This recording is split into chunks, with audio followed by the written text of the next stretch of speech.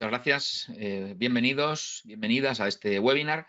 Mi nombre es Isaac López, soy profesor docente en ALDE Business School en el ámbito de la gestión y dirección de proyectos.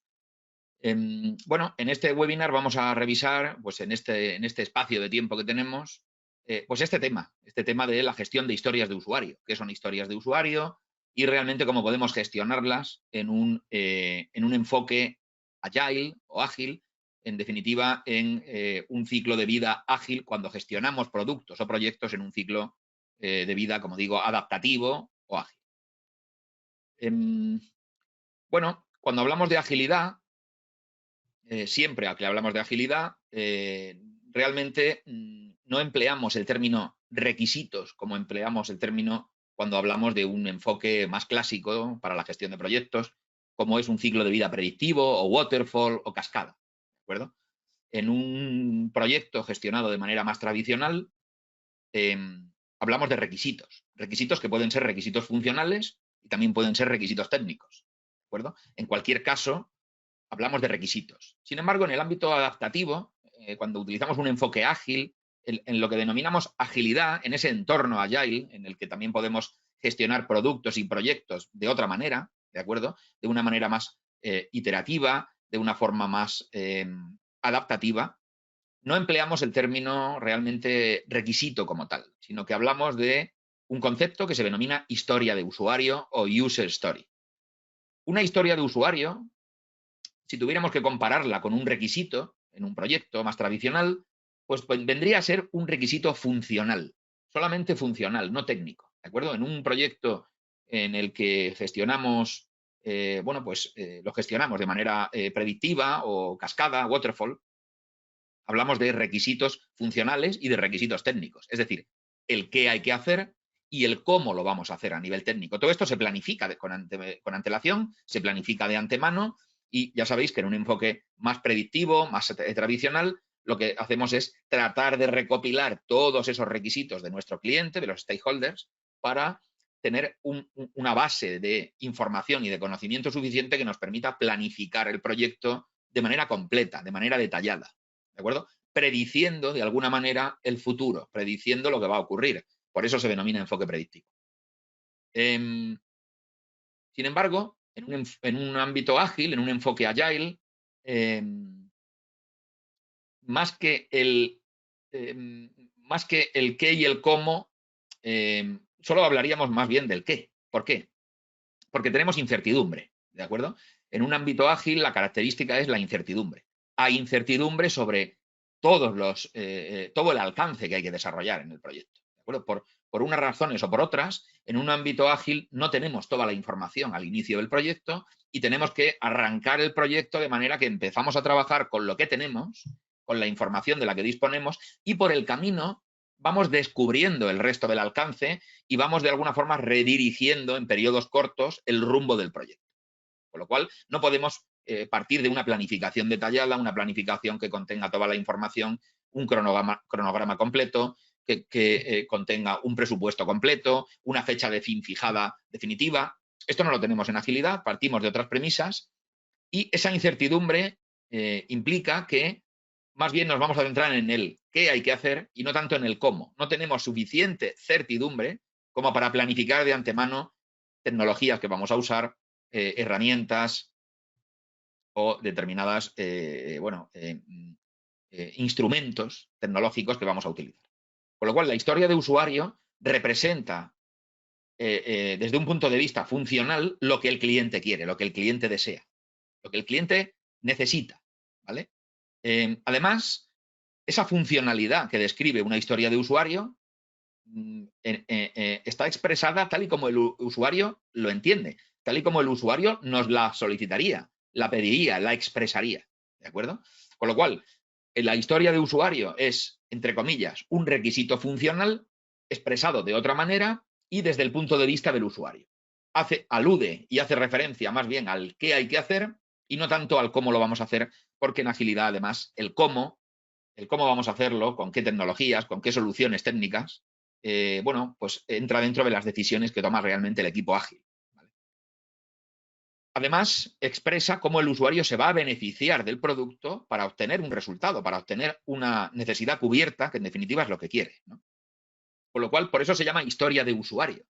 Es una funcionalidad, una característica funcional del producto, del servicio, del entregable, tal y como la expresaría un usuario. Por eso se llama historia de usuario. En definitiva, tratamos de ponernos en la piel del usuario, del cliente, para expresar lo que el cliente necesita, lo que el cliente quiere, a través de este tipo de formato. Es un formato distinto al de un, como digo, al de un requisito tradicional.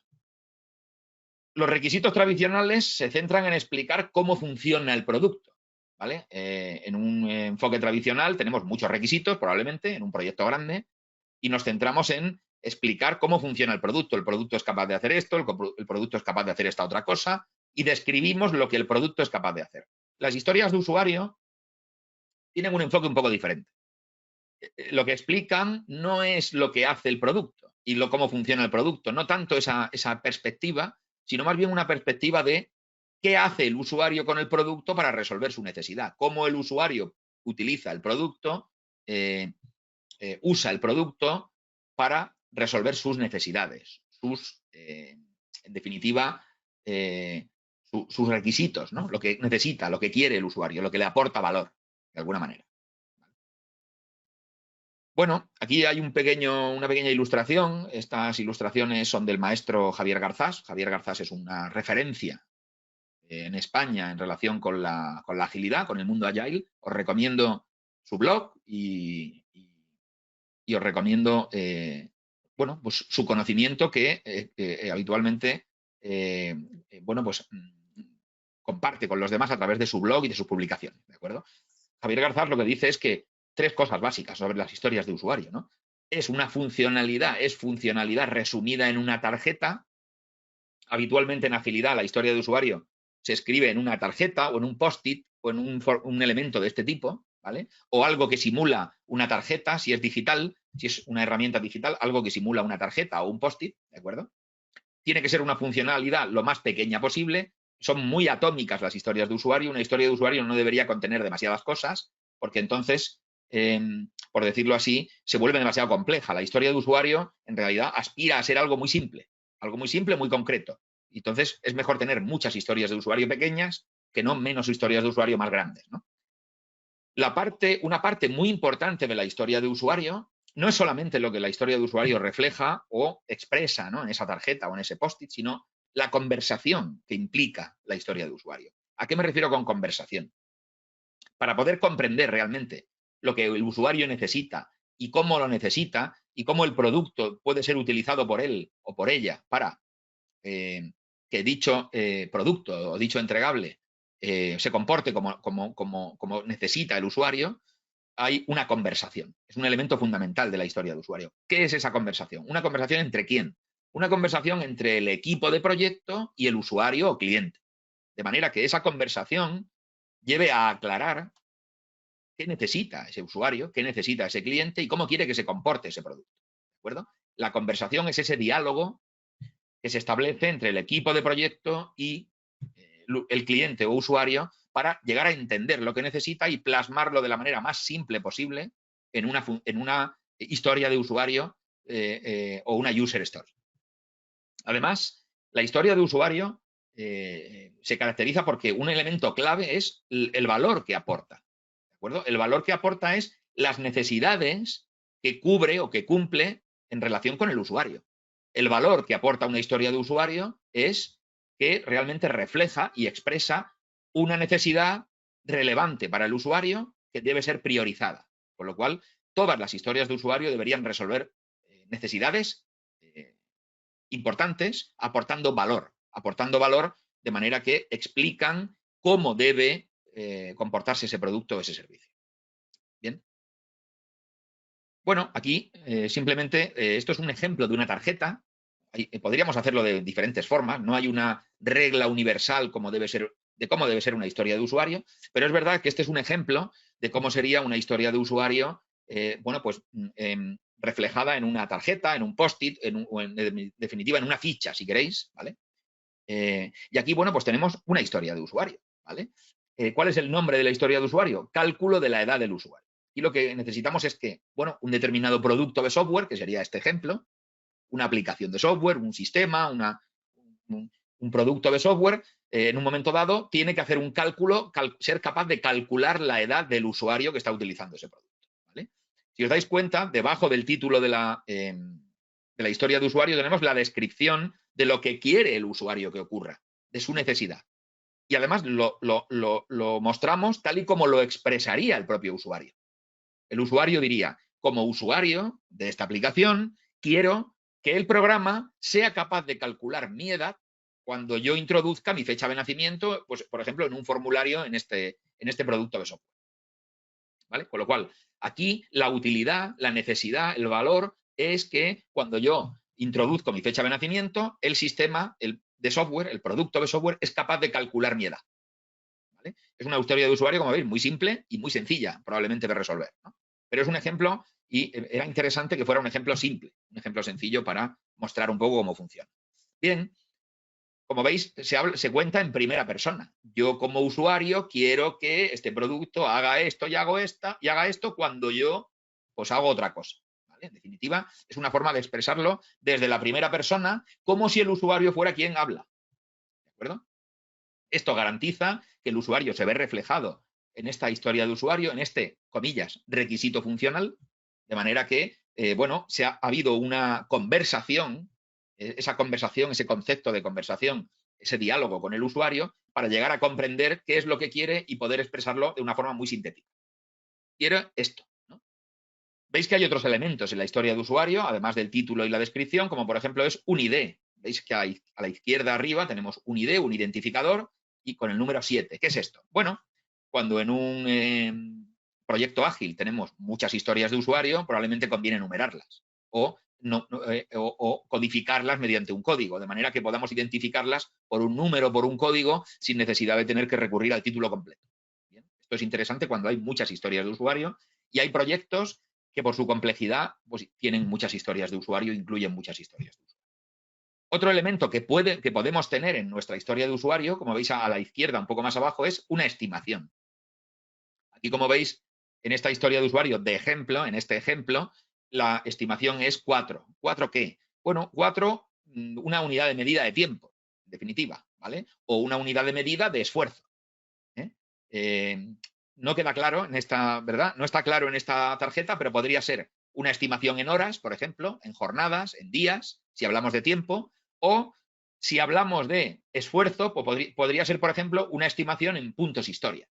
¿Vale? Un punto historia es una unidad relativa, una medida relativa de esfuerzo que bueno, de alguna forma se obtiene cuando tenemos muchas historias de usuario en un proyecto.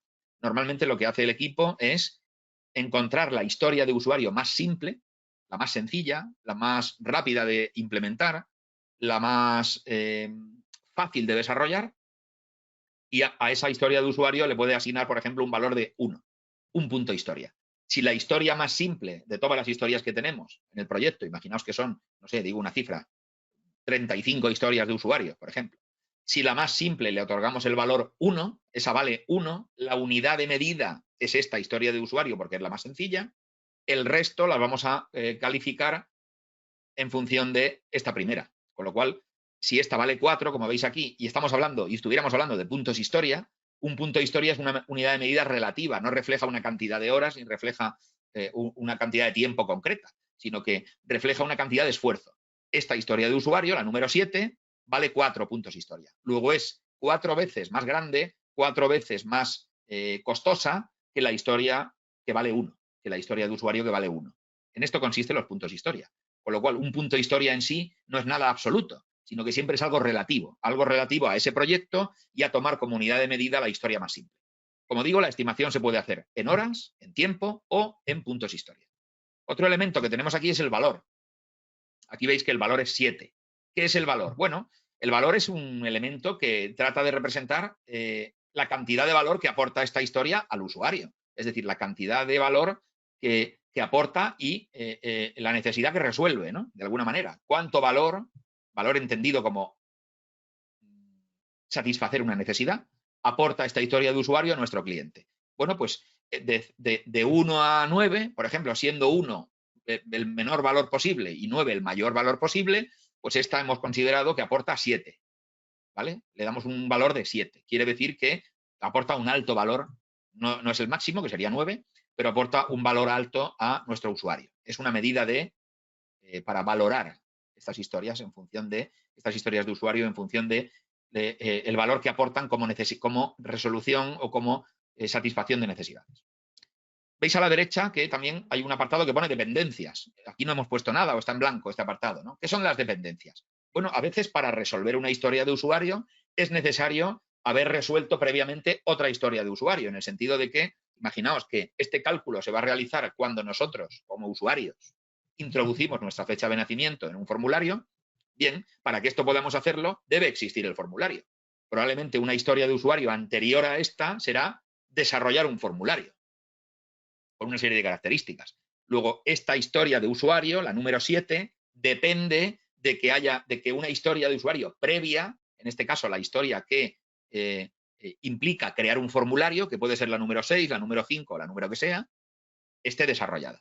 ¿Vale? Las historias de usuario tienen dependencias cuando para poder implementar una historia de usuario necesitamos que se haya implementado una o más de una anteriormente, sin las cuales no podemos desarrollar esta, porque hay una limitación de tipo técnico, una limitación de tipo funcional, una limitación de otro tipo.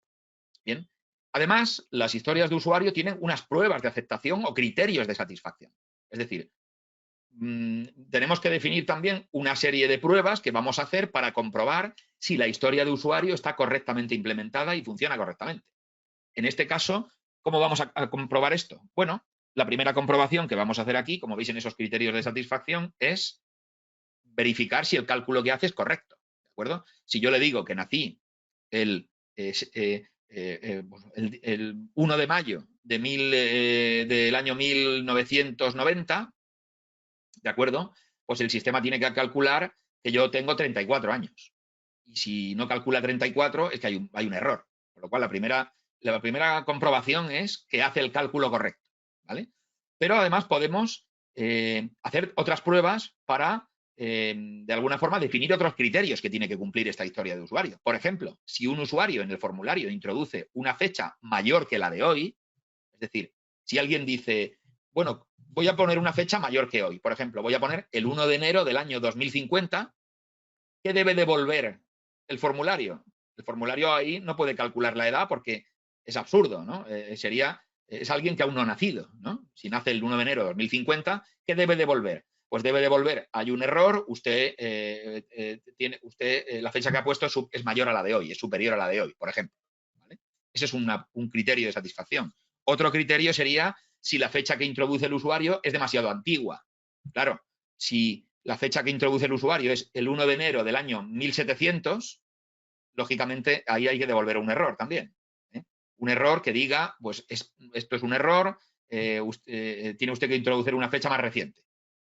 ¿Vale? Esto también se podría controlar de manera que en el formulario no pudiéramos introducir determinados años o determinadas fechas y no permitiera el sistema introducir fechas mayores o menores de un cierto rango. También es otra forma de controlarlo. En definitiva, lo que no debe permitir el sistema es trabajar con fechas que no son realistas, tanto por si son mayores que hoy o por si superan pues más de 120, 110, 130 años. Habría que poner un límite ahí en función de, pues no sé, determinar una cierta longevidad máxima para el ser humano.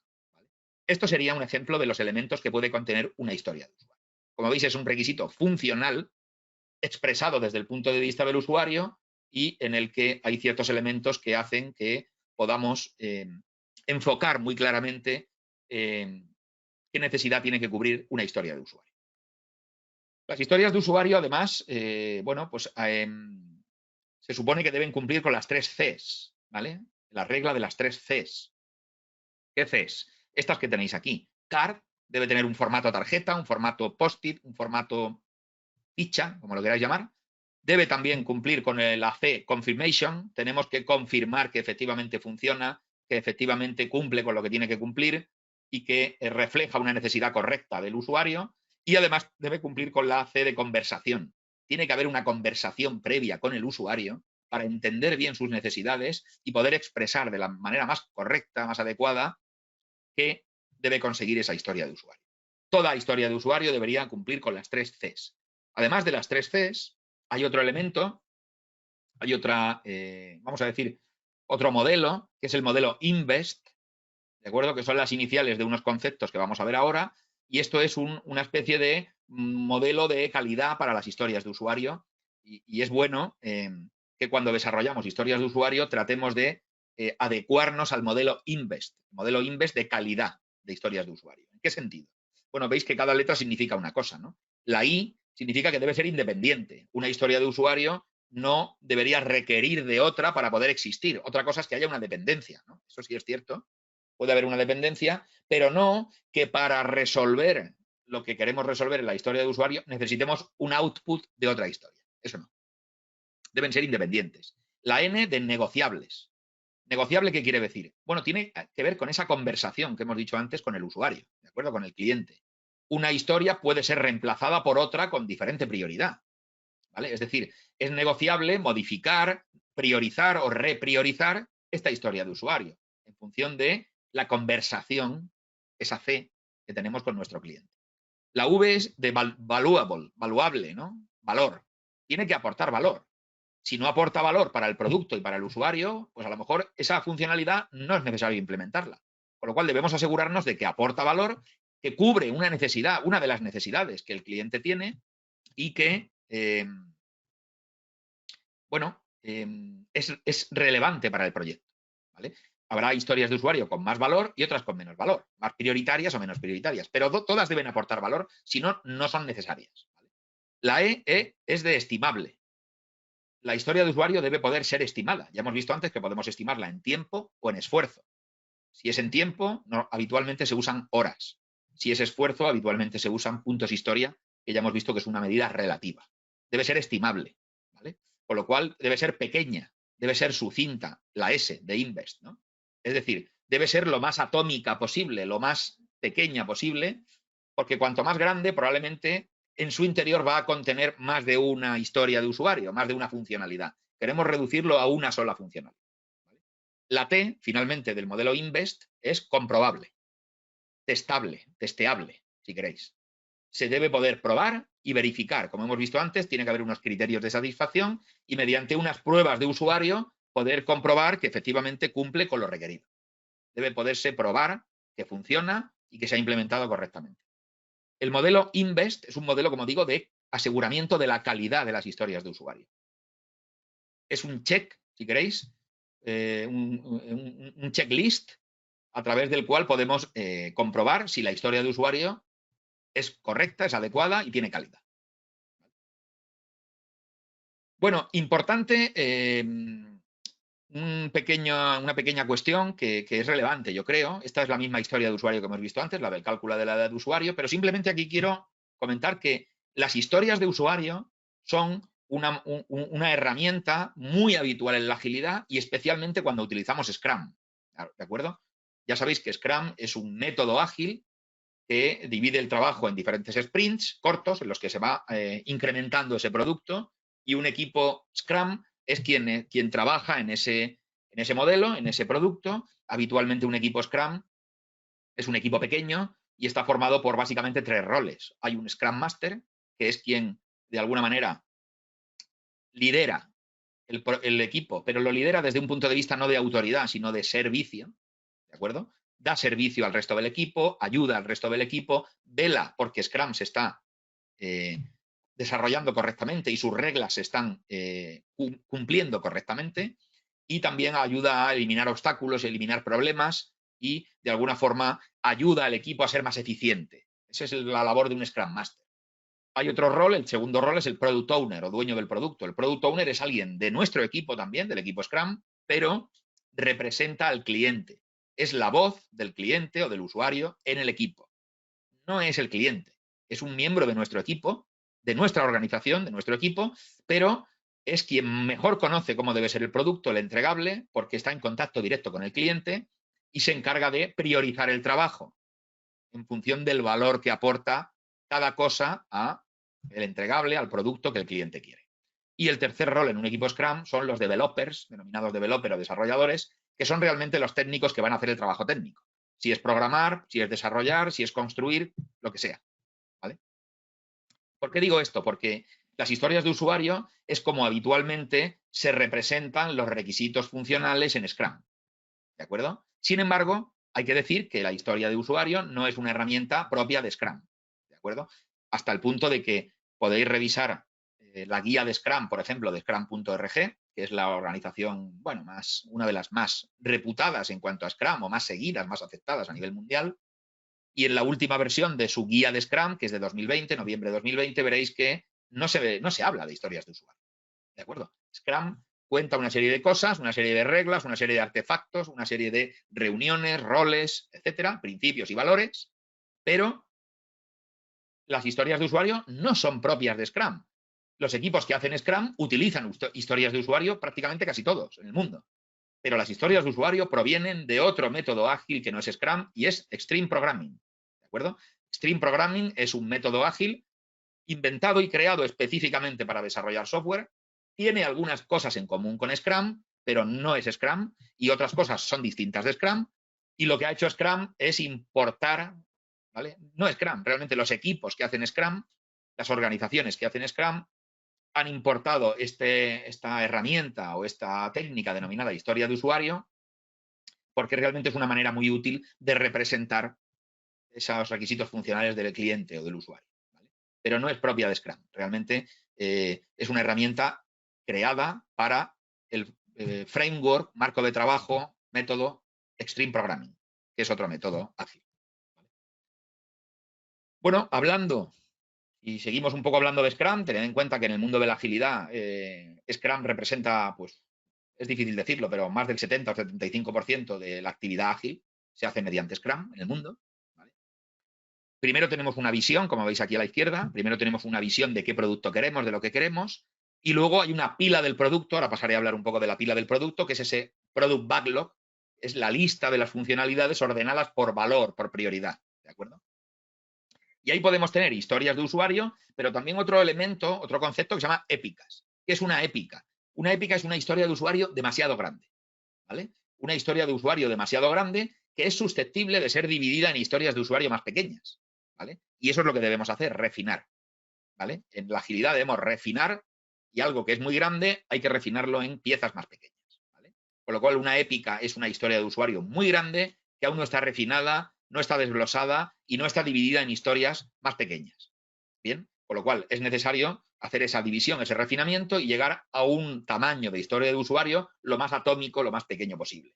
Una vez que el equipo ágil se pone a desarrollar una historia de usuario o a implementar una historia de usuario en el entregable, en el producto, en el sistema, lo que hacen normalmente los developers, los desarrolladores, es dividir esa historia de usuario en tareas técnicas. Y esas son las tareas técnicas que se reparten entre los developers en lo que dura un sprint.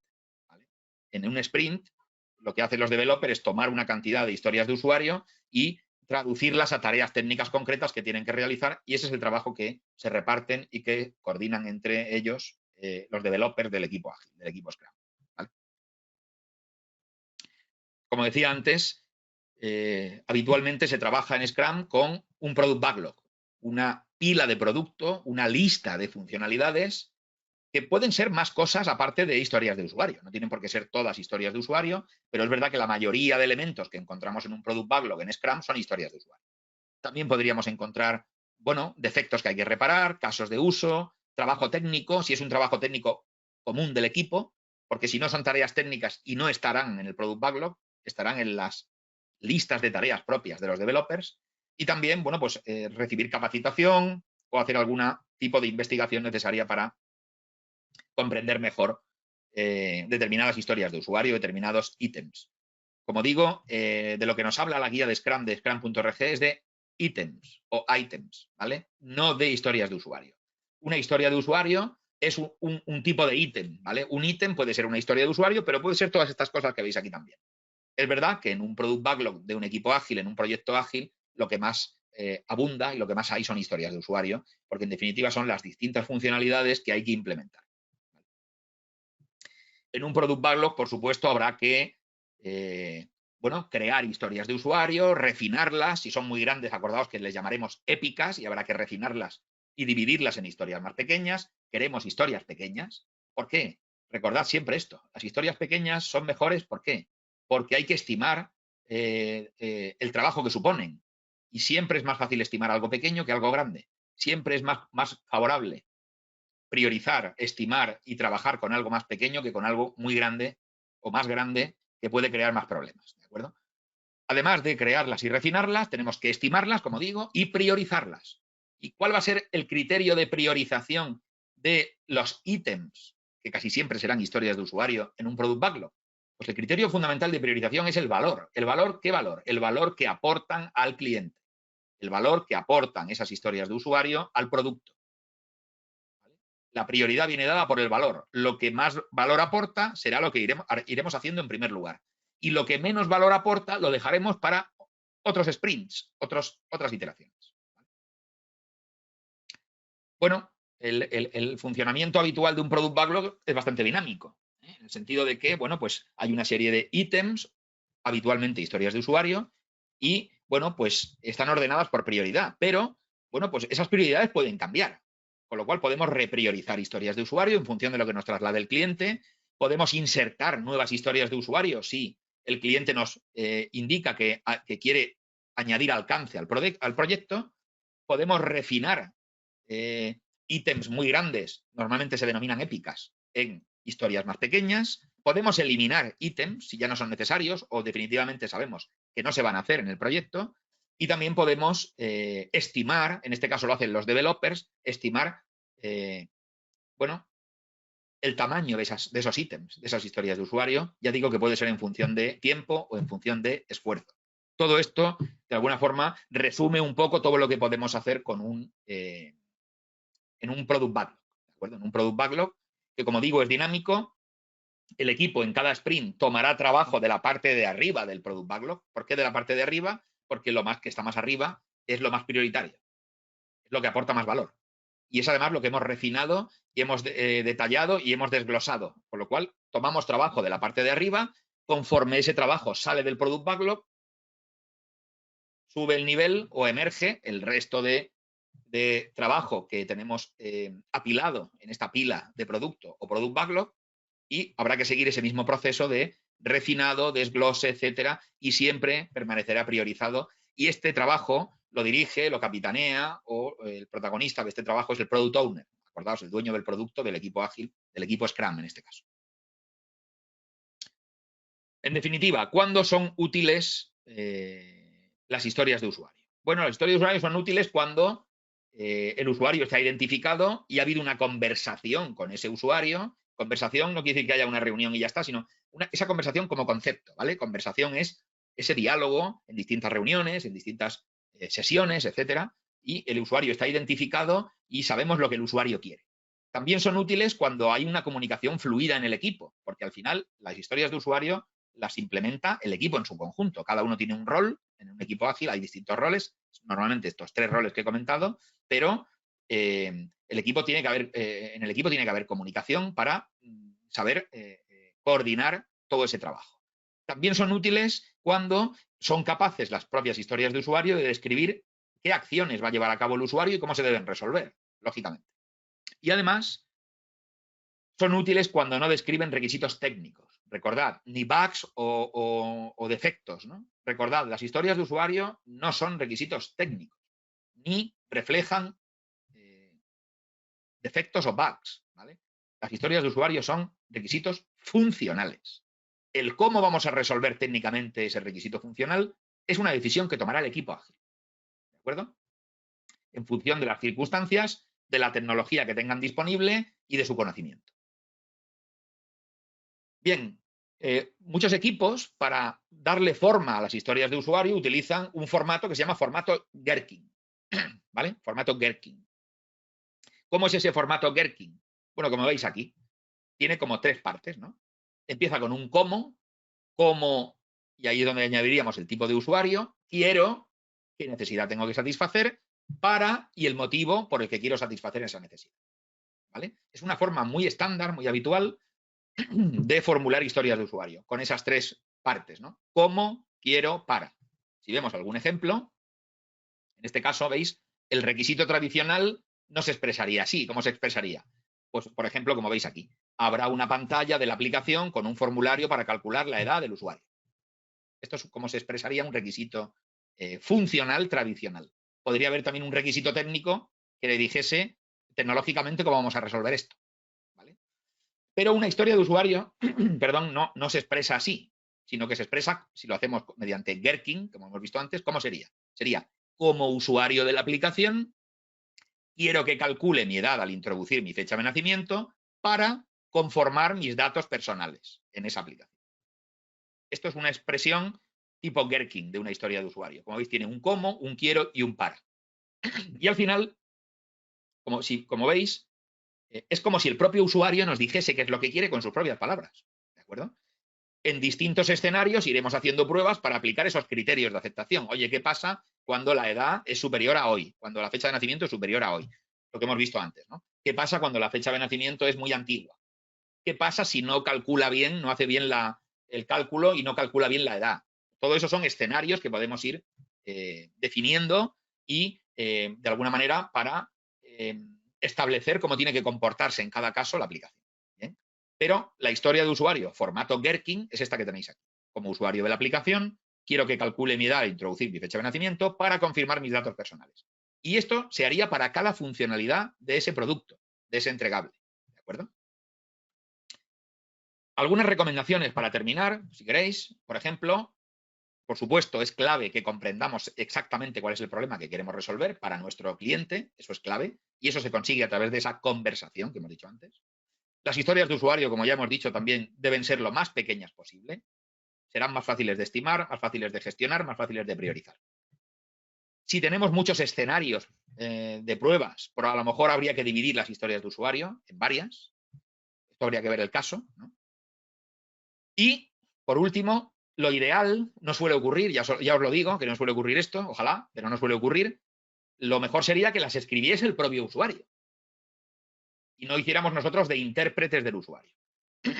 La mayoría de veces el usuario no escribe las historias de usuario y las escribe el equipo ágil, pero dado que, como habéis visto antes, se expresan en primera persona, como usuario quiero tal cosa para tal cosa, lo ideal sería que el propio usuario las escribiese. A veces se consigue esto en algunos proyectos, pero normalmente no se consigue esto en los proyectos, con lo cual hay que hacer un poco de intérprete del usuario.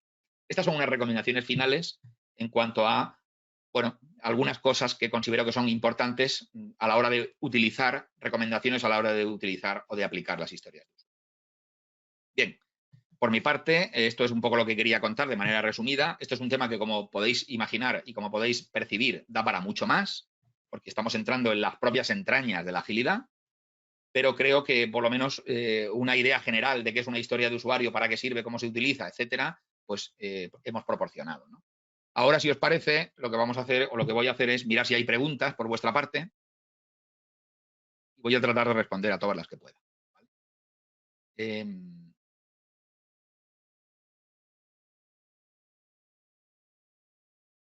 Vale. Hay una... Dame un segundo que estoy abriendo el panel. Me parece que de momento no hay muchas preguntas. Hay saludos a todos, por supuesto. Luis Miguel, Juan Carlos, José Antonio, Jimena, Gina, Vladimir, Xochil y Iván. Iván sí ha hecho una pregunta, si tenemos una pregunta de Iván Sánchez, y dice, dentro de las historias de usuario, ¿cómo debe ser la participación del gestor de riesgo? Bueno, es una buena pregunta, Iván, que daría para mucho, daría para mucho, daría para mucho tiempo de debate, ¿no? Realmente, el riesgo, cuando hablamos de riesgo en un enfoque ágil, no es el mismo no es el mismo riesgo que cuando hablamos de un enfoque predictivo. En un ciclo de vida predictivo, ¿qué queremos hacer?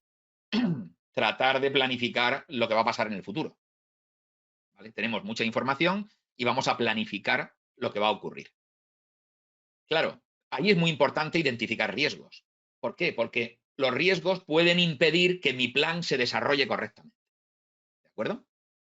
Por eso es importante la gestión de riesgos. Muy importante, imprescindible, diría yo, la gestión de riesgos en un enfoque predictivo, cascada, waterfall. Lo que necesitamos es tratar de prevenir problemas que impidan que yo pueda cumplir mi plan. Claro, en agilidad no tenemos ese tipo de plan. No hay un plan a largo plazo, no hay un plan completo, detallado, estimado, no hay un cronograma. ¿Qué tenemos? Iteraciones, sprints, de pocas semanas. Con lo cual, realmente el riesgo está limitado a un plazo muy corto. Los riesgos que puedan darse durante un sprint.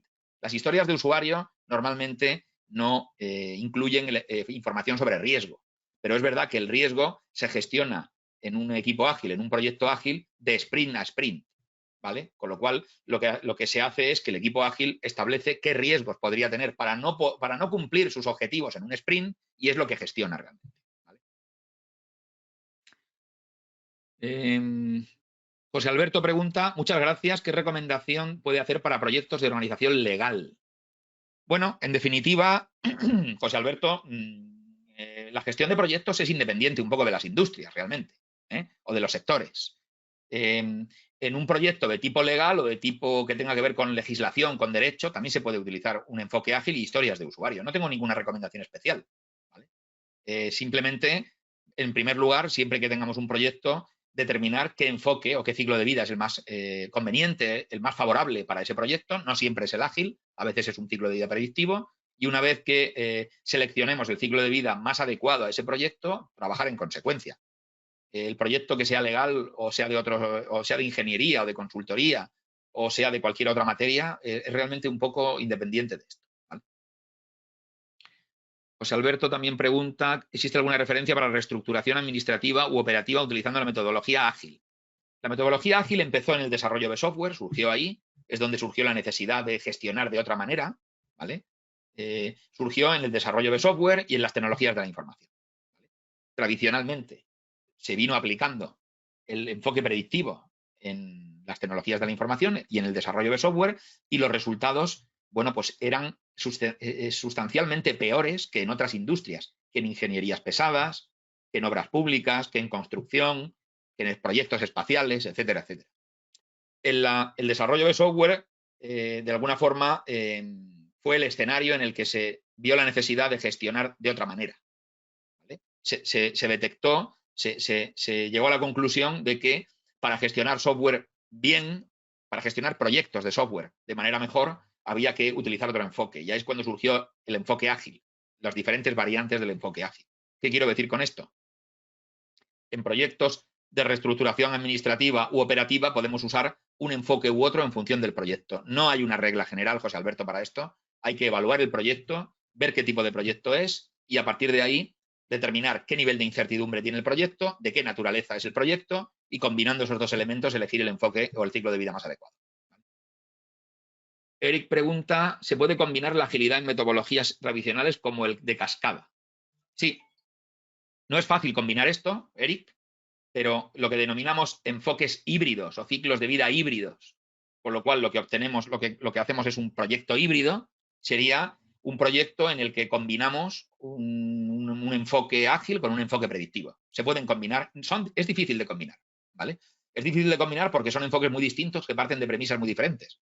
Con lo cual, no hay literatura, no hay metodologías, todavía no hay buenas prácticas, no hay demasiado análisis publicado, no podemos ¿verdad? Agarrarnos a demasiado literatura sobre el enfoque híbrido. Cada empresa lo está haciendo un poco como considera que le es útil, no hay una directriz general para esto, pero lo que más se aprecia, lo que más se ve un poco que hacen las empresas es en un enfoque predominantemente predictivo, ciertas partes, ciertas fases del proyecto las hacen de manera ágil. Esto es lo que más se ve como más habitual, numéricamente más habitual. ¿Vale? José Pablo pregunta, ¿existe alguna herramienta que se pueda integrar con Microsoft 365 para generar formularios de historias de usuario con Form, SharePoint, Automate? Yo creo que sí. Yo creo que, por ejemplo, Microsoft Project, en sus diferentes versiones, ya incluye funcionalidad ágil o determinadas herramientas ágiles como historias de usuario, etcétera, etcétera. Sí, esto ya está incluido en muchos. Luego hay software como Jira, no sé si lo conocéis, y Jira también, Jira parte de un enfoque más ágil, pero también pueden incluirse determinadas cuestiones predictivas si hace falta, ¿vale? Pero sí, en el caso de Project, por ejemplo, sí que incluye funcionalidad ágil para gestionar de manera ágil. Mario pregunta cuál es el tamaño estimado de esta historia de usuario en puntos de historia o en horas de trabajo. La historia del ejemplo no lo sabemos, Mario. Hay un número y ya está. Podría ser, como digo, horas, tiempo, o podría ser puntos historia. ¿De acuerdo? Podría ser una de las dos cosas, ¿vale? Los equipos suelen decidir si prefieren trabajar con horas, en tiempo. Sus estimaciones las prefieren hacer en términos de tiempo, que sería normalmente horas, o en términos de esfuerzo. Y ahí hablaríamos de puntos historia, ¿vale? Esto es a la decisión de cada equipo. Los puntos historia tuvieron unos años de mucha pujanza, de mucha utilización, y en los últimos años lo que se observa es una prevalencia más bien del tiempo. Estimar en tiempo, en horas, está imponiéndose con el paso del tiempo, con el paso de los años, a los puntos historia. Hilda pregunta cómo contribuye la historia de usuario en servicios públicos. Luz, agua. Bueno, tiene que haber un proyecto, Hilda, para que esto tenga sentido. Esto funciona en el marco de un proyecto. Si no hay un proyecto y son operaciones, son servicios lo que estamos prestando, pues esto a lo mejor no tiene mucho sentido, ¿vale? Lo que queremos es expresar requisitos funcionales de nuestro proyecto en un lenguaje diferente que esté más alineado con un ciclo de vida ágil. Y eso son las historias de usuario. ¿De acuerdo, Gilda? José Antonio pregunta, ¿sería la inteligencia artificial en buen aporte para aplicarla en la metodología ágil? Absolutamente, José Antonio. Absolutamente. La inteligencia artificial está aplicándose en muchos entornos, muchos sectores, y en el ámbito de la agilidad también se está aplicando en ayudarnos a definir o a escribir historias de usuario y refinarlas y mejorarlas. Totalmente, José Antonio, totalmente. Y creo que ya está, ¿no? Eric, gracias a ti, Eric, gracias, Gilda. Bueno, no sé si hay alguna pregunta más. Yo creo que tenemos un par de minutos más, como máximo. Y bueno, espero que os haya parecido interesante lo que hemos planteado aquí. Os recomiendo, si os interesa este tema, bueno, pues sabéis que EALDE Business School tiene programas en los que se tratan todas estas cuestiones y por supuesto hay mucha literatura y mucha información en la web sobre las historias de usuario, ¿vale? Es verdad que hay que filtrar qué información es correcta, igual no, a veces, ¿de acuerdo? Esto siempre pasa en un entorno tan abierto como es la web, pero hay mucha información en la web sobre historias de usuario, cómo redactarlas, cómo aplicarlas, cómo trabajar con ellas, cómo gestionarlas. Y os animo a que si os interesa, pues profundicéis y de alguna forma investiguéis más sobre esto. Por mi parte, nada más. Agradeceros vuestra presencia en primer lugar, vuestra participación y vuestra atención. Y espero veros o leeros en otros webinars, por supuesto, de ALDE Business School, siempre, en mi caso, ya sabéis, relacionados con proyectos, gestión y dirección de proyectos y todo lo que está alrededor de esta disciplina. Así que por mi parte, muchas gracias a todos, a todas, y nos vemos en otro webinar. Muchas gracias.